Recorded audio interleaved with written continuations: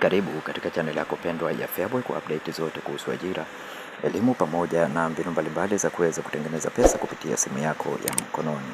Katika video ya leo tutakwenda kuangalia nafasi za kazi CRDB Bank PLC. Nafasi hizi ni kwa watu ambao wawe na vigezo vifuatavyo. Vigezo hivi ni virahisi sana. Ni kwanza uwe na umri kati ya miaka 18 hadi 35. Cha pili uwe na namba ya NIDA au kitambulisho cha mpiga kura. Cha tatu uwe na smartphone, Android au iPhone. Cha nne uwe na elimu ya kidato cha 4 na kuendelea.